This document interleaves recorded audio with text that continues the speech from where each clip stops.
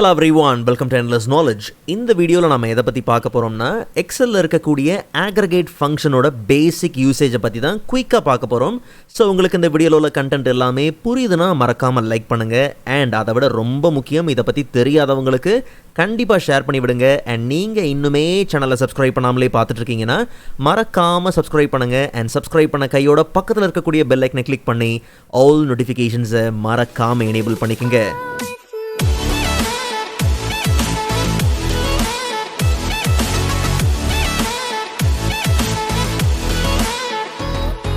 Alright, so first of all, aggregate function என்ன and எதுக்காக எப்போ நாம யூஸ் பண்ணலாங்கிறத முதல்ல நாம தெளிவா புரிஞ்சுக்கணும். உதாரணத்துக்கு ஒரு பெரிய டேட்டா செட் இருக்கு, லார்ஜ் அமௌண்ட் ஆஃப் டேட்டா இருக்கு. அந்த டேட்டா செட்டை சம்மரைஸ் பண்ணி, வார்த்தையை நல்லா கவனிங்க, சம்மரைஸ் பண்ணி நமக்கு தேவையான ஆவரேஜ் வேல்யூ என்ன, கவுண்ட் வேல்யூ என்ன, மினிமம் மேக்ஸிமம் சம் வேல்யூ என்ன, இன்னும் டிஃப்ரெண்ட் கால்குலேஷன்ஸை அந்த டேட்டா செட்டில் ஒரே ஃபங்க்ஷன் மூலியமாக பெர்ஃபார்ம் பண்ணணுன்றதுக்காக இருக்கக்கூடிய ஒரு ஃபங்க்ஷன் தான் aggregate ஃபங்க்ஷன். இன்னும் சுருக்கமாக சொல்லணும்னா ஒரு பெரிய டேட்டா செட்டை குயிக்காக ஈஸியாக சம்மரைஸ் பண்ணி அண்ட் அனலைஸ் பண்ணுறதுக்கு இந்த aggregate ஃபங்க்ஷன் ரொம்ப யூஸ்ஃபுல்லாக இருக்கும். சரி, ஈக்குவல் டு aggregate ஃபங்க்ஷன். முதல்ல இந்த ஃபங்க்ஷனோட ஆர்கியூமெண்ட் என்ன அப்படிங்கிறத பார்த்துட்டு அண்ட் எதுக்காக இந்த ஃபங்க்ஷனை நாம் யூஸ் பண்ணணுங்கிறதையும் அடுத்தது பார்த்துடலாம். நல்லா கவனிங்க. First argument function number. என்ன விதமான ஃபங்க்ஷனை நாம் பெர்ஃபார்ம் பண்ண போகிறோமோ அந்த ஃபங்க்ஷனோட நம்பரை நாம் இந்த ஆர்கியூமெண்ட்டில் மென்ஷன் பண்ணி ஆகணும். உதாரணத்துக்கு இந்த லிஸ்ட்டில் 9th ஃபங்க்ஷன், சம் ஃபங்க்ஷன் நாம் பெர்ஃபார்ம் பண்ண போகிறோம், அதுதான் நம்ம யூஸ் பண்ண போகிறோம்னா அப்போ 9 அப்படிங்கிற அந்த ஃபங்க்ஷனோட நம்பரை தான் பார்த்திங்கன்னா ஃபர்ஸ்ட் ஆர்கியூமெண்ட்டில் நாம் மென்ஷன் பண்ணி ஆகணும். ரெண்டாவது ஆர்கியூமெண்ட் ஆப்ஷன்ஸ். என்ன விதமான வேல்யூஸை இக்னோர் பண்ணணும் அப்படிங்கிறத இந்த ஆப்ஷன்ஸ்லேருந்து நம்ம கொடுக்கலாம். அண்ட் மூணாவது, நம்ம கேல்குலேஷன்ஸை பெர்ஃபார்ம் பண்ணுறதுக்கு தேவையான அந்த ரெஃபரன்ஸ் ரேஞ்ச் ஆஃப் செல்ஸ், அந்த அரேவை நாம் இங்கே மூணாவது ஆர்கியூமெண்ட்டில் கொடுக்குறோம். பட் நமக்கு ஒரு சின்ன டவுட் உண்டு. என்னென்னா, இப்போது சம் அப்படிங்கிற ஃபங்க்ஷன் இருக்குது, ஏன் சம் ஃபங்க்ஷன் நம்ம தனியாகவே யூஸ் பண்ணலாமே, ஏன் aggregate ஃபங்க்ஷனுக்குள்ளே தான் நம்ம அதை பெர்ஃபார்ம் பண்ணணுமா? நல்லா கவனிங்க. இப்போ உதாரணத்துக்கு இங்கே என்ன இருக்குது, டோட்டல் சேல்ஸ் இருக்குது. எனக்கு இந்த கம்ப்ளீட் ரேஞ்சோட சம் வேல்யூ பார்த்திங்கன்னா தேவை, அதாவது கம்ப்ளீட் டோட்டல் சேல்ஸ் பார்த்திங்கன்னா எனக்கு தேவை. ஓகே, ஸோ அப்போ நம்ம என்ன பண்ணுறோம், ஈக்குவல் டு சம் அப்படிங்கிற ஃபங்க்ஷன் எடுக்கிறோம்.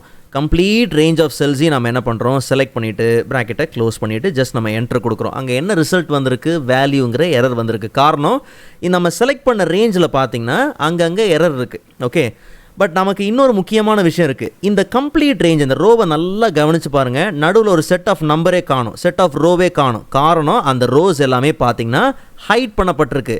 அப்போது நமக்கு ரோ ஹைட் பண்ணி இருந்தாலும், அந்த செல்ஸ் நடுவில் ஹைட் பண்ணி இருந்தாலும், இல்லை நம்ம செலக்ட் பண்ணுற ரேஞ்சில் எரர்ஸ் இருந்தாலும் அதெல்லாம் இக்னோர் பண்ணிவிட்டு நமக்கு எக்ஸாக்டாக அந்த டோட்டல் சேல்ஸ் என்ன, அந்த கம்ப்ளீட் சம் வேல்யூ என்னங்கிறத நமக்கு கொண்டு வந்து ஆகணும். அந்த ரிசல்ட் நமக்கு தேவை. அப்போ அதை நம்ம எங்கே அச்சீவ் பண்ணலான்னா aggregate ஃபங்க்ஷன் மூலிமா ஈஸியாக நம்ம அச்சீவ் பண்ண முடியும். ஸோ இப்போது equal to aggregate function. So நமக்கு என்ன ஃபங்க்ஷனை பெர்ஃபார்ம் பண்ணணும், சம் ஃபங்க்ஷன் இல்லையா? ஸோ நீங்கள் 9 அப்படிங்கிற நம்பரை கொடுத்தாலும் சரி, இல்லை அந்த ஃபங்க்ஷனை செலக்ட் பண்ணி நீங்கள் டேப் கொடுத்தாலும் சரி, அந்த நம்பர் பார்த்திங்கன்னா அங்கே பர்ஃபெக்டாக என்ட்ரு ஆயிரும். கமா, இப்போ நமக்கு ஆப்ஷன்ஸில் எதை இக்னோர் பண்ணணும்?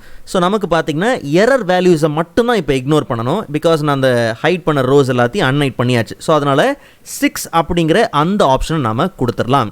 இப்போ கமா கொடுத்ததுக்கப்புறம் பார்த்திங்கன்னா ரெஃபரன்ஸ் என்ன, கம்ப்ளீட் அந்த ரேஞ்ச் ஆஃப் செல்ஸை நம்ம என்ன பண்ணிடலாம், செலக்ட் பண்ணிவிட்டு ஜஸ்ட் நம்ம ப்ராக்கெட்டை க்ளோஸ் பண்ணிவிட்டு என்டர் கொடுத்தோம்னா இப்போ நமக்கு அந்த எரர் வேல்யூஸ் எல்லாம் தவிர்த்து, அதெல்லாம் இக்னோர் பண்ணி நமக்கு தேவையான அந்த டோட்டல் சேல்ஸ் என்ன அப்படிங்கிறது பர்ஃபெக்டாக பார்த்திங்கன்னா கிடச்சாச்சு. பட் இதுவே நமக்கு கவுண்டோட வேல்யூ வேணும்னு வச்சுப்போம். ஜஸ்ட் இந்த ரேஞ்ச் ஆஃப் செல்ஸை நான் கம்ப்ளீட்டாக செலக்ட் பண்ணுறேன். ஸோ அப்போ நம்ம ஸ்டேட்டஸ் பாரில் போய் பார்த்தோம்னா கவுண்டோட வேல்யூ என்ன, 60. ஓகே, பட் மறுபடியும் நம்ம என்ன பண்ணுறோம், இந்த நார்த் ரீஜனை கம்ப்ளீட்டாக ஹைட் பண்ணுறோம். அந்த செட் ஆஃப் ரோவை ஜஸ்ட் நம்ம ரைட் கிளிக் பண்ணி என்ன பண்ணிடலாம், ஹைட் பண்ணிடலாம். பட் இப்போ நம்ம இந்த ரேஞ்ச் ஆஃப் செல்ஸை எரரோடு சேர்த்து செலக்ட் பண்ணி நாம் ஸ்டேட்டஸ் பாரை கவனித்து பார்த்தீங்கன்னா 45. எரரை தூக்கணும்னா அதை விட கவுண்ட்டு கம்மியாகும்.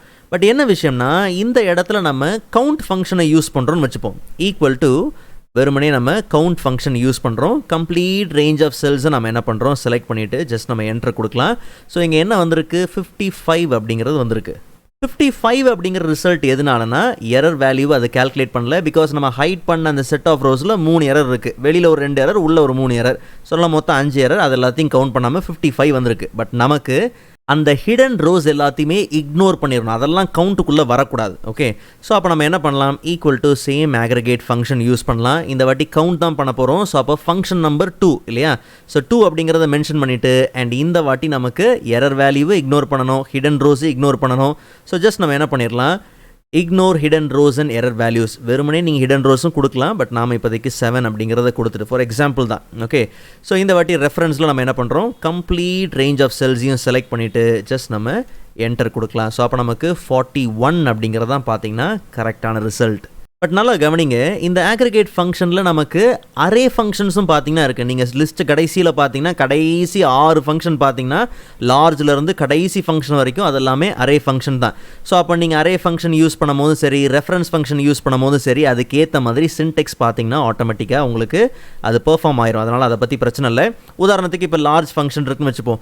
நம்ம லிஸ்ட்டில் வந்து பார்த்தீங்கன்னா 3rd largest நம்பர் வந்து நமக்கு தேவை அப்படின்னு வச்சுப்போம். ஸோ அப்போ நம்ம என்ன பண்ணலாம், 14 அப்படிங்கிறது தான் ஃபங்க்ஷன் நம்பர். ஓகே, ஜஸ்ட் நம்ம கமா கொடுத்துடலாம். பட் அதுக்கு முன்னாடி லார்ஜ் ஃபங்க்ஷனை வெறுமனே யூஸ் பண்ணி பார்க்கலாம். Just equal to large function. So large ஃபங்க்ஷனோட ஆர்குமெண்ட் என்னது, அரே என்ன அப்படிங்கிறத நம்ம செலக்ட் பண்ணணும்.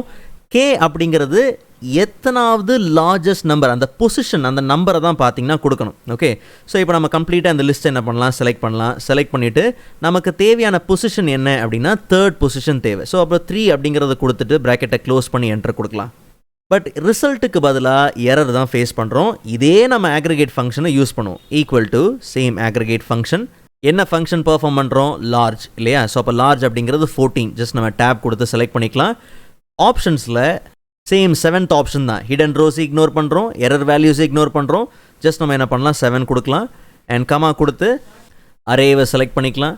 செலக்ட் பண்ணிவிட்டு அண்ட் இப்போது கமா கொடுத்தோம்னா ரெஃபரன்ஸ் டு ஆர் கே அந்த பொசிஷன் நாம் என்ன பண்ணணும், மென்ஷன் பண்ணி ஆகணும். ஓகே, ஸோ அப்போ இந்த இடத்துல நமக்கு 3rd பொசிஷன் தேவை. ஸோ ப்ராக்கெட்டை க்ளோஸ் பண்ணிவிட்டு என்ட்ரு கொடுத்தோம்னா இங்கே நமக்கு அந்த ரிசல்ட் பர்ஃபெக்டாக பார்த்தீங்கன்னா கிடச்சிரும்.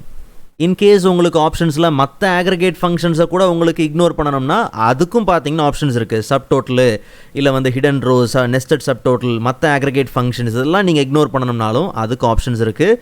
தாராளமாக நீங்கள் இந்த aggregate ஃபங்க்ஷனை உங்கள் தேவைக்கு ஏற்ற மாதிரி யூஸ் பண்ணிக்கலாம். ஓகே, ஸோ இந்த வீடியோவில் உள்ள கண்டென்ட் உங்களுக்கு யூஸ்ஃபுல்லாக இருக்கும்னு நம்புறேன். அண்ட் ப்ரீவியஸ் எக்ஸல் வீடியோஸ்க்கான லிங்க் நான் டிஸ்கிரிப்ஷனில் கொடுத்துருக்கிறேன். கண்டிப்பாக நீங்கள் செக் பண்ணி பாருங்கள். ஸோ நெக்ஸ்ட் வீடியோவில் இதோட இன்ட்ரெஸ்டிங்கான டாப்பிக்கை பார்க்கலாம். அதுவரை காத்திருங்கள்.